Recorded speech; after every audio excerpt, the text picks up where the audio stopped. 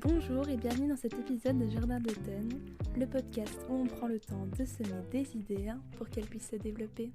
Hello, comment ça va? J'espère que vous allez bien. Moi c'est une période un peu compliquée en ce moment, mais c'est bientôt fini. Vous savez bien, je suis en dernière année à l'université en master et c'est vrai que là c'est un peu la dernière ligne droite et je pense qu'on a tous des périodes de notre vie où justement c'est des moments un peu compliqués où il faut tenir bon, que ce soit justement la fin des études, la fin des examens, l'aboutissement d'un gros projet où il faut faire un peu les derniers efforts pour arriver jusqu'à la finish line. Et si jamais toi aussi t'es dans une situation un peu similaire, je t'envoie tout mon courage et je nous souhaite que ce soit vite fini et qu'on puisse souffler un petit peu. Cette semaine, on va parler du fait d'être soi, de rester authentique et de pas changer pour les autres. Je pense que quand on grandit, quand on se construit, ça peut arriver de s'éloigner un peu de qui on est en fonction des attentes qu'on peut projeter sur qui on devrait être, des attentes des autres par rapport à la personne qu'on devrait être et la volonté de plaire, des choses comme ça. Et ça t'est peut-être déjà arrivé de pas être totalement toi quand tu rencontres des nouvelles personnes, quand tu es au travail, pour justement répondre à des attentes. Et je trouve que c'est super intéressant de se pencher un peu là-dessus et de réfléchir à l'importance que ça a d'être soi et aux impacts que ça peut avoir justement quand on s'oublie. Il y a des fois où c'est un peu comme si on mettait un masque et au final on se ment un peu à soi. Et je pense que dans beaucoup de cas c'est inoffensif de faire ça, ça n'a pas des conséquences super importantes, mais ça peut devenir un problème parce qu'on peut finir par plus vraiment savoir qui on est. On finit par croire qu'on est telle ou telle personne en fonction un peu de la version de nous qu'on propose aux gens, alors qu'au fond c'est pas vraiment la personne qu'on est nous en réalité. Et c'est important d'être aligné avec qui on est. Et c'est pas parce que les autres attendent de moi que je sois d'une telle façon ou que je pense que le contexte dans lequel je suis requiert que je sois d'une telle façon que c'est ce que moi je veux faire. Et je pense que c'est important de pouvoir réfléchir un peu à tout ça. Avant de commencer l'épisode, si c'est pas le premier épisode de Jardin d'automne que t'écoutes et que tu aimes le podcast, j'invite vraiment à t'abonner sur ta plateforme et à laisser un petit cœur si t'es sur Deezer, des petites étoiles si t'es sur Spotify ou Apple Podcast. Ça aide vraiment le podcast à grandir. Vous savez bien que j'aime bien commencer l'épisode en donnant un peu une définition du thème du jour. Donc ici c'est le fait d'être authentique, d'être soi. Donc on va définir un peu c'est quoi l'authenticité. L'authenticité c'est le fait d'être fidèle à sa propre personnalité, à ses valeurs et à ses convictions, même lorsqu'on est face à des pressions extérieures. Ça implique d'être honnête avec soi et avec les autres. En gros, l'authenticité, c'est vraiment ce qui vient de toi profondément, ce qui est lié à ce que tu aimes, à tes valeurs, à ce qui compte pour toi et à qui tu veux être. Pour moi, vraiment être authentique, c'est être au maximum cohérent entre ce qu'on dit, ce qu'on fait et ce qu'on ressent. Et ça se reflète au quotidien en fait par nos actions, par nos choix, par la façon dont on est avec les autres. Au plus on est cohérent entre nos pensées et nos actions, au plus on va se sentir bien avec nous-mêmes parce que ça reflètera qui on est à l'intérieur. Et ça arrive parfois d'agir ou de dire des choses qui sont pas vraiment en accord avec qui on est, dire qu'on aime bien quelque chose pour sur le moment participer à la conversation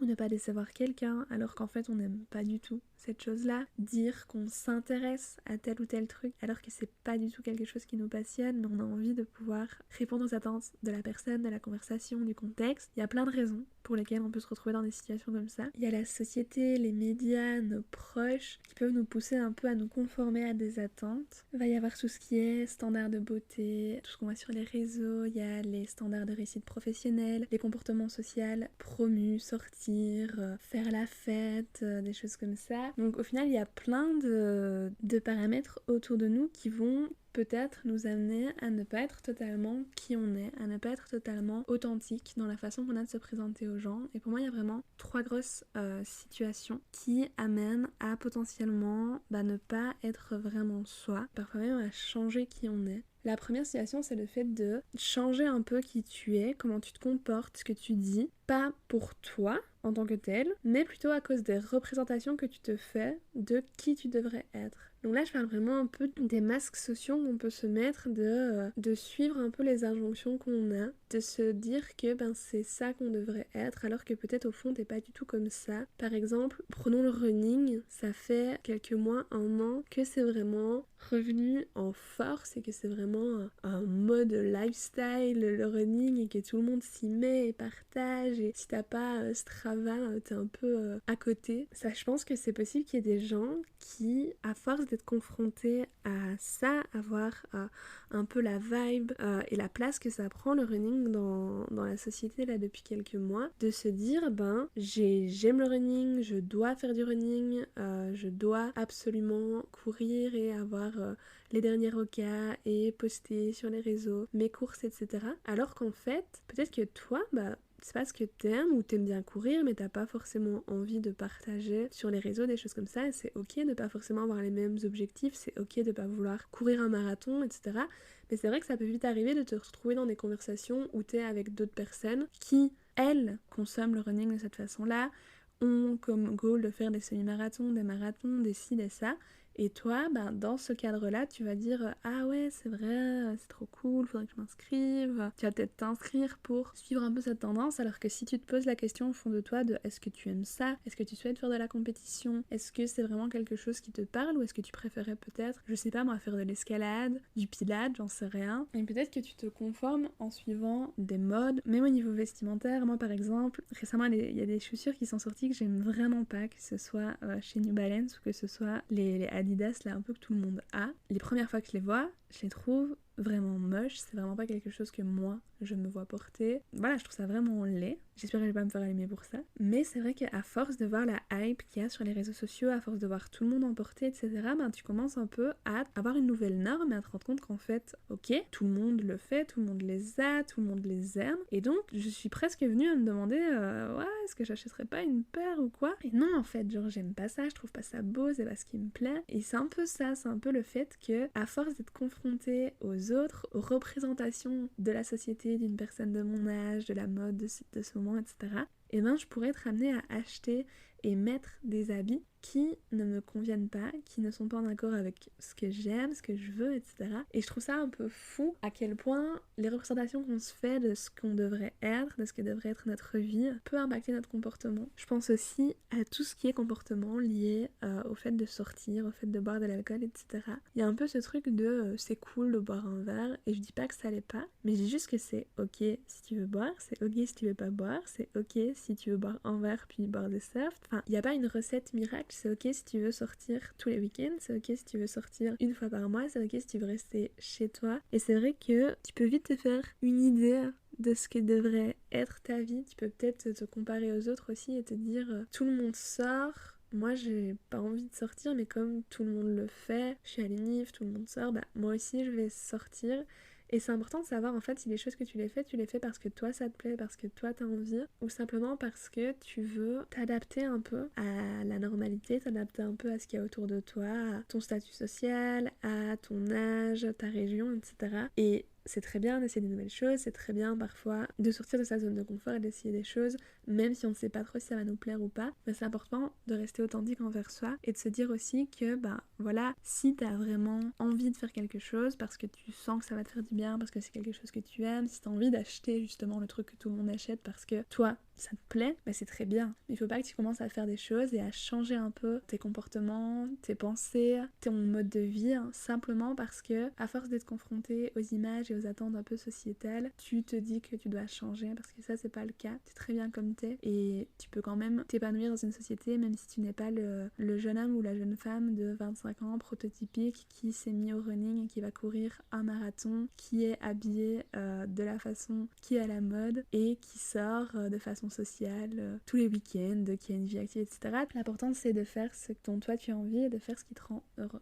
La deuxième situation pour moi, c'est le fait de pas être soi, de pas être authentique dans sa façon d'être autour de ses amis et plutôt changer son comportement pour match un peu les relations dans lesquelles tu es engagé. Ça peut être dans un setting de groupe où tu ne laisses pas ta personnalité s'exprimer parce que peut-être que certaines personnes t'impressionnent ou que dans ce groupe, il a été dit, mentionné, peut-être en parlant d'autres personnes, que tel ou tel comportement était un peu mal vu, je sais pas, parler fort, prendre le lead dans une conversation, parler de tel ou tel sujet. Et toi, c'est des choses que tu aimerais faire parce que c'est ta personnalité, c'est ta nature. Peut-être qu'il y a un sujet qui te tient particulièrement à cœur et les personnes de ce groupe-là, c'est pas un sujet qu'elles souhaitent aborder et donc simplement tu ne l'abordes pas ou tu ne t'exprimes pas de la façon dont tu le ferais naturellement pour t'adapter un peu aux us et coutumes de ce groupe d'amis. Pour moi, c'est normal d'avoir des différents niveaux entre guillemets d'authenticité en fonction des relations parce qu'il y a différents niveaux d'intimité dans les relations,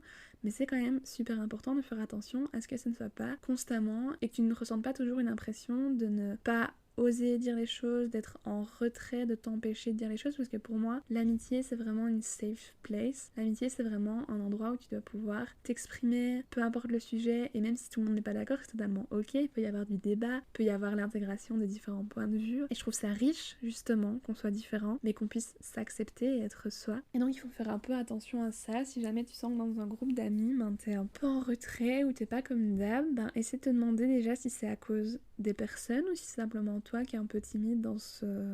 ce cadre-là et que tu n'oses peut-être pas le faire. Tu as peut-être peur de la façon dont les choses seraient reçues aussi. Imaginons que toi tu es très branché écologie et il y a eu une fois une discussion sur ce sujet-là et tout le monde était fermé à ça ou à un peu rejeter le sujet ou rigoler sur la question. Du coup, toi, tu t'es fait la pression que ces gens-là ne voulaient pas parler de ce sujet-là et donc tu ne l'abordes pas parce que tu as peur de la façon dont ça pourrait être reçu par tes amis, alors qu'en réalité peut-être que simplement ce sujet-là en particulier sur l'écologie, cette journée-là faisait que tes amis n'avaient pas envie d'en parler ou ont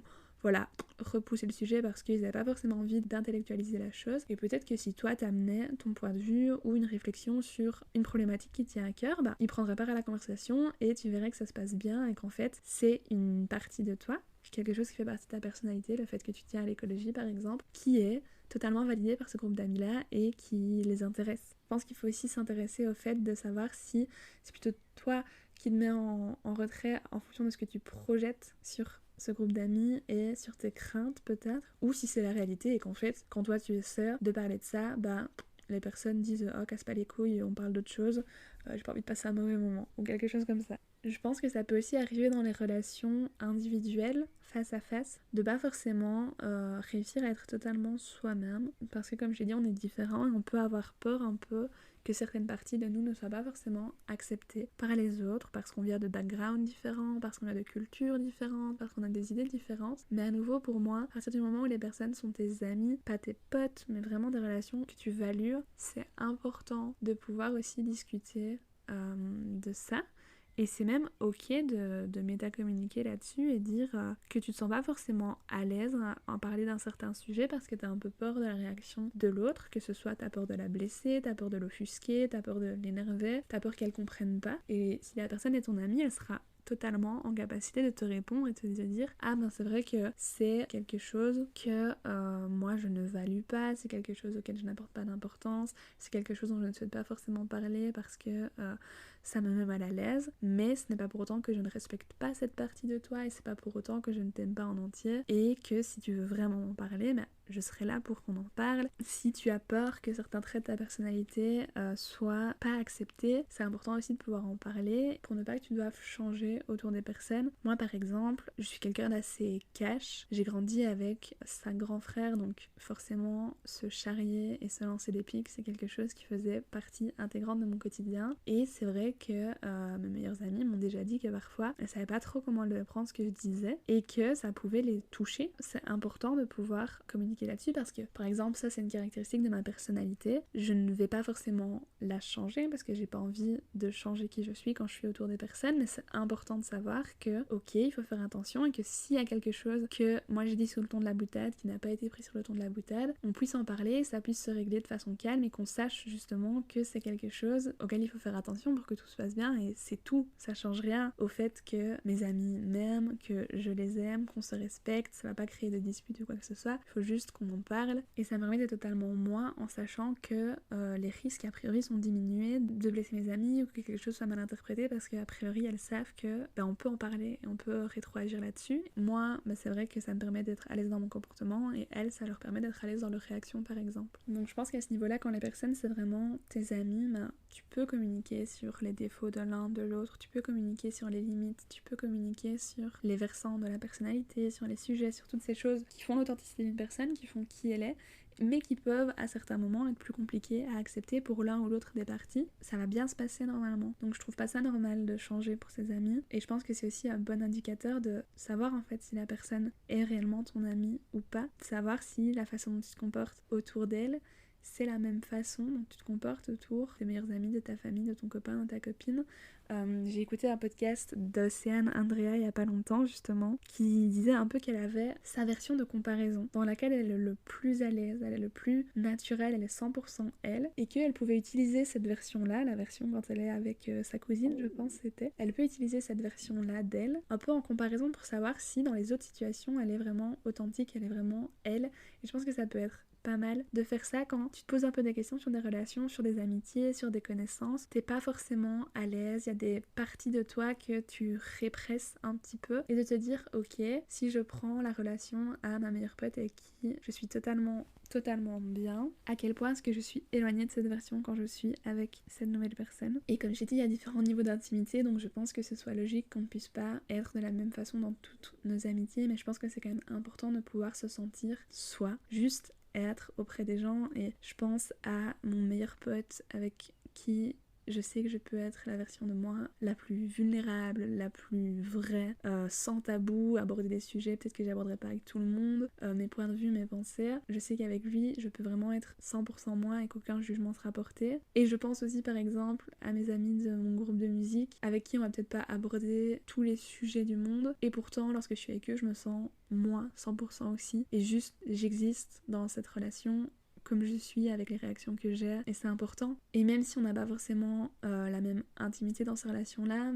j'ai l'impression d'être autant moi-même dans les deux. Et pour moi, ça c'est vraiment un indicateur du coup que c'est des amitiés dans lesquelles je suis bien, où je me sens aimée pour qui je suis, et où je me sens à l'aise autour des personnes, et que ça ne viendrait jamais à l'idée de changer mon opinion sur un sujet, de changer un sujet de conversation, de changer un trait de ma personnalité, parce que juste je sens vraiment que je peux être moi, et c'est vraiment important pour moi d'avoir des relations dans lesquelles on peut se sentir comme ça, parce que c'est vrai que en fonction des rôles sociaux que tu joues, tu vas pas forcément te comporter de la même façon. Au travail, tu vas avoir un certain masque social où tu vas te présenter peut-être de façon plus professionnelle, moins faux-folle, moins humoristique. Dans ta famille, tu vas peut-être avoir un rôle un peu de la bonne élève, la bonne grande sœur, j'en sais rien. Et même si c'est des endroits, des environnements dans lesquels tu te sens bien et tu n'es pas non plus à l'opposé de qui tu es totalement, c'est parfois des endroits où justement ton rôle social, la position que tu occupes, fait que tu ne peux pas être 100% le panel de ta personnalité. Et donc c'est primordial pour moi d'avoir vraiment des amitiés où tu peux te laisser vivre et être toi-même, et ça fait du bien en fait. Et selon moi, la troisième situation dans laquelle parfois on n'est pas authentique et on change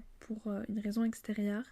c'est dans le cadre des relations amoureuses. Et ça pour moi, c'est pas ok du tout, parce que s'il y a une personne avec laquelle tu dois pouvoir être 100% toi, sans masque, sans filtre, sans artifice, c'est ton partenaire, c'est ton ou ta partenaire, c'est la personne avec qui tu es. Et oui, dans les premiers stades du dating, premier temps de la relation, peut-être que tu vas pas montrer tes défauts, peut-être que tu vas pas montrer l'entièreté de ta personnalité, il y a des petits traits qui seront découverts avec le temps, mais si tu sens que tu dois changer quand tu es autour de ton partenaire, si tu sens que tu ne peux pas être toi, que tu ne peux pas être folle comme d'habitude, que tu ne peux pas faire les mêmes blagues que d'habitude, que tu ne peux pas parler de l'écologie alors que c'est un sujet qui te tient à cœur, pour moi c'est pas du tout ok. Pour moi il faut vraiment que tu puisses être toi sans que rien de plus ou de moins soit exigé de toi. Il faut que juste tu puisses être tranquille et ne pas devoir changer ou te faire plus petit, te faire plus grand pour t'adapter à ton partenaire, à ce qu'il attend, à ce qu'il projette, etc. C'est pas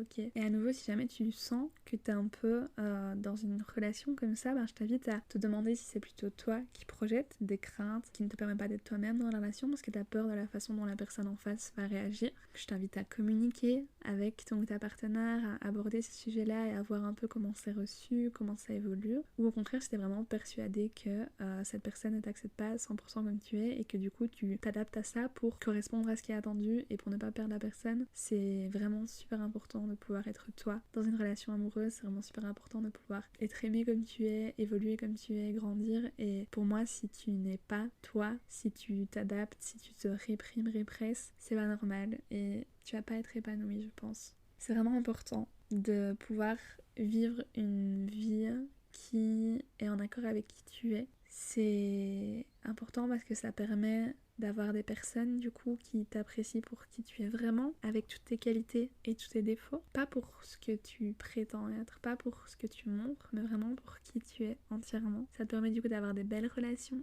d'être vraiment en accord avec tes valeurs et tes convictions, parce que comme j'ai dit, imaginons que t'es vraiment faire du d'écologie. Si tu te retrouves dans un groupe d'amis qui boycottent toujours ça, ça va pas te permettre d'être en accord avec tes valeurs et tes convictions. Tu vas un peu tout le temps vivre en contradiction avec ça. Et je pense pas que ce soit à long terme vraiment gérable. Puis c'est fatigant de tout le temps faire semblant. Le fait de pouvoir vraiment essayer d'être authentique et de pas changer pour les autres, ça va faire que tu vas pas tout le temps être stressé, tu vas pas tout le temps être anxieux à l'idée de devoir faire attention à ce que tu dis, faire attention à ce que tu ressembles, faire attention à comment tu t'habilles, faire attention au sujet de conversation que tu emploies, etc. Je trouve ça fatigant de ne pas être soi-même, d'agir en fonction de ce que les personnes en face veulent, et puis du coup quoi, avec chaque personne tu dois t'adapter, enfin c'est pas ok, c'est pas comme ça que tu vas pouvoir t'épanouir. Et donc, je finirai l'épisode en te donnant un peu quelques conseils pour essayer de rester authentique et de rester fidèle à la version de toi qui existe vraiment à l'intérieur. Bah déjà, prends le temps de connaître tes valeurs. Pose-toi et réfléchis, peut-être écris ce qui est vraiment important pour toi. C'est quoi les valeurs qui te définissent ? C'est quoi les valeurs auxquelles tu apportes de l'importance et selon lesquelles tu as envie de vivre, que tu as envie de refléter dans tes actions, dans tes relations, dans ta façon de vivre. Une fois que tu connais un peu ces valeurs-là, bah ça va être un peu plus facile aussi d'identifier les comportements, les discussions ou les relations dans lesquelles tu te rends compte que t'es pas forcément en accord avec ça. Moi, je sais que j'ai déjà mis des stops à des relations parce qu'il y avait une réflexion qui avait été faite, un sujet qui avait été abordé d'une façon où c'est des valeurs fondamentales chez moi et que la personne du coup bafouait, ne respectait pas, avait une vision beaucoup trop différente de la mienne, et donc je ne me voyais pas pouvoir continuer à être en relation avec cette personne-là, me retrouver dans des conversations où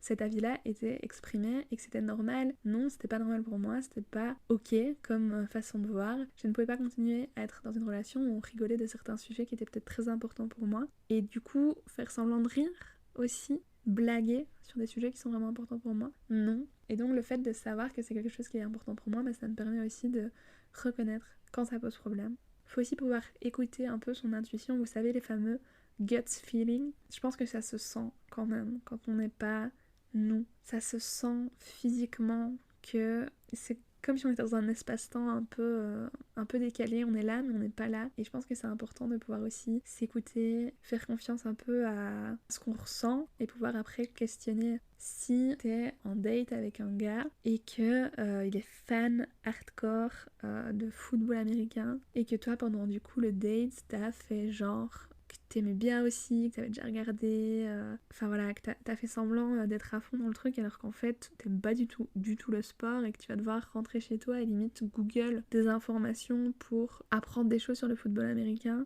ben peut-être que du coup en rentrant chez toi t'auras peut-être un petit sentiment de j'ai pas pu être 100% moi. Et pour moi c'est ok d'être différent, genre si t'es avec un mec qui te plaît et qui te dit qu'il kiffe le football américain, bah trop cool, moi bah, j'aime pas trop mais trop cool pour toi et je suis ravie que quelque chose se passionne, et puis voilà, t'es toi-même et tu passes à autre chose et t'as pas besoin de te présenter, de prétendre quoi que ce soit et de pouvoir juste être toi. Et si pendant le date ou après le date t'as justement ce petit sentiment de je dois me changer pour plaire, etc., ou tu te rends compte justement après que tu l'as fait, c'est important aussi d'écouter ça et puis d'y réfléchir et de se dire ok, qu'est-ce qui se passe, est-ce que c'est moi qui ai peur et du coup je me change, est-ce que c'est la personne qui fait que je dois me changer, et de pouvoir aussi prendre un peu des décisions en fonction de ça. C'est important aussi du coup de pouvoir dire non, un peu comme ça, simplement dire ok, toi t'aimes ça mais moi pas, toi t'as tel comportement mais moi pas, parce que c'est pas des choses qui m'intéressent, c'est pas des choses que j'aime, c'est pas des choses qui ont de l'importance pour moi, c'est pas des choses auxquelles je crois. Et là je t'invite aussi à écouter l'épisode sur le fait de poser ses limites, parce que c'est important de pouvoir parfois recadrer, rester authentique justement par le fait de dire non. Et je pense que vraiment quand tu te rends compte une fois, 2 fois, 3 fois, que dans certaines relations, dans certains cadres, tu n'es pas totalement toi, tu changes un peu, tu t'adaptes, t'es un peu caméléon, c'est important de prendre le temps, une fois de temps en temps, de te demander, ok, dans telle relation, dans tel contexte, dans telle activité, est-ce que je suis en accord avec mes convictions, mes croyances, mes valeurs, qui je suis, ce que j'aime, ou est-ce que je m'adapte trop, est-ce que je n'ose pas totalement être moi, etc. Pouvoir un peu évaluer de temps en temps et du coup oser communiquer là-dessus et voir comment les choses évoluent parce que c'est fatigant de pas être soi-même, c'est fatigant de mettre des masques, c'est fatigant de ne pas pouvoir exprimer ses opinions, ses croyances, ce qui est important pour nous. Et pour être vraiment épanoui, pour moi, il faut pouvoir être soi entièrement, même si c'est pas toujours facile. Oscar Wilde il disait soyez vous-même, tous les autres sont déjà pris. Et je pense que ça reflète l'importance de pouvoir être entièrement soi, toute la palette de traits de personnalité qu'on est, toute la palette de pensées, de croyances, de valeurs, et de pas forcément s'adapter aux autres. Il y a de la richesse dans la différence, il y a de la richesse dans la diversité. C'est ok d'être pas comme tout le monde et c'est très bien comme ça. J'espère que cet épisode il t'aura plu. Ça m'a fait plaisir de le faire parce que j'avoue qu'en ce moment j'ai un peu du mal à trouver les thèmes d'épisodes et à me motiver à enregistrer. Il y a pas mal de choses dans ma vie qui se passent en ce moment qui sont pas forcément toutes simples. Donc j'avoue que j'ai pas trop de motivation pour le podcast, mais ça me fait trop plaisir de le faire. Donc je vais essayer de me remotiver un peu. N'hésite pas à me dire si l'épisode t'a plu, à envoyer un petit message sur Insta, à mettre un petit commentaire sur ta plateforme, des petites étoiles comme j'ai dit tantôt. Si tout va bien, on se retrouve la semaine prochaine pour un nouvel épisode. Je te souhaite de prendre soin de toi et je te fais des gros bisous. À bientôt. Merci d'avoir écouté cet épisode du podcast. J'espère qu'il fera un bout de chemin avec vous. On se retrouve tous les dimanches pour un nouvel épisode. En attendant, n'hésite pas à suivre le podcast sur Instagram @jardin d'automne et à m'y faire tes retours. À bientôt.